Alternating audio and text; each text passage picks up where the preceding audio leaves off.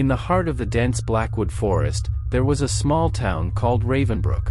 For decades, it was known for its picturesque charm, but also for the dark and mysterious stories that surrounded it.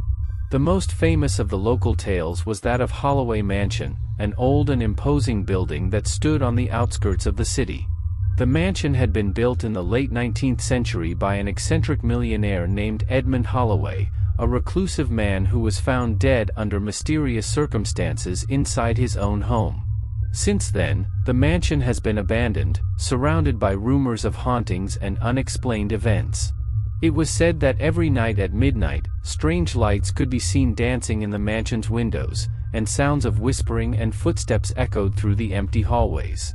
Many people claim to have seen the figure of a tall, thin man wandering the grounds, always shrouded in thick fog.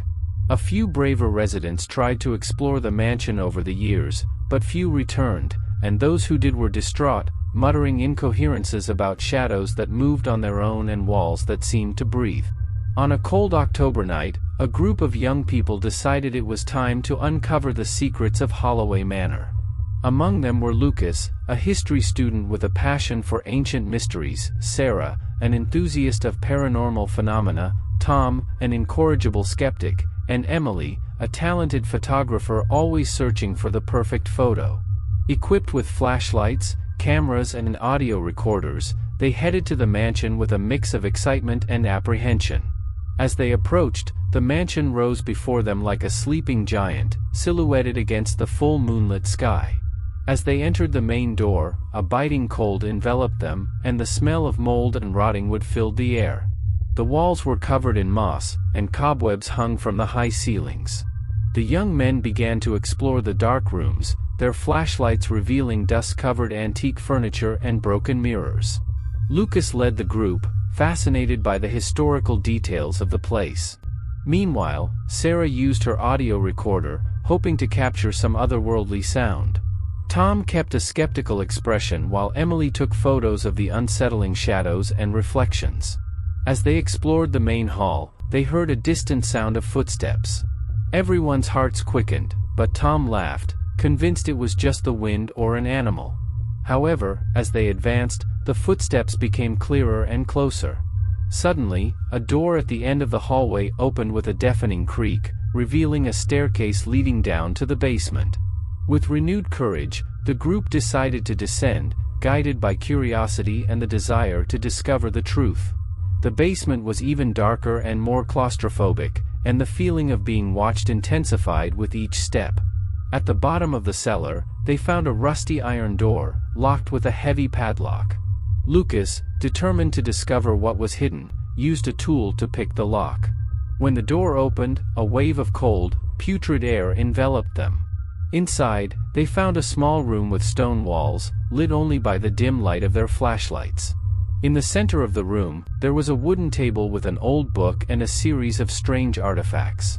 The book was written in an unfamiliar language, but the illustrations were disturbingly clear, obscure rituals, arcane symbols, and hooded figures. As they examined the book, the atmosphere in the room began to change. A dense, icy mist rose from the ground, enveloping the group. Whispering voices echoed around, uttering incomprehensible words.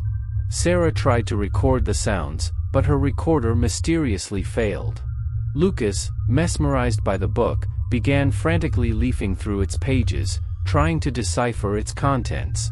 Suddenly, the iron door closed with a bang, and the room was plunged into almost total darkness. Emily's flashlight flickered and went out, leaving them in complete darkness. Panic took over the group. Tom tried, unsuccessfully, to open the locked door. Sarah held Lucas' arm tightly as he continued to read the book with an almost manic intensity. Suddenly, a shadowy figure emerged from the mist, its eyes glowing with a spectral light. She advanced slowly, her movements silent but filled with a menacing presence. Lucas, now completely possessed by the book's contents, began reciting words in an unknown language. The walls of the room seemed to vibrate, and the mist stirred violently. The shadowy figure stood before Lucas, extending a cadaverous hand.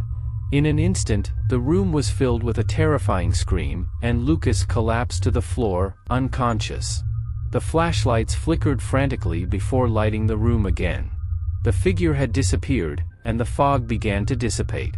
Tom and Sarah finally managed to open the door, and the group ran out of the basement, carrying Lucas.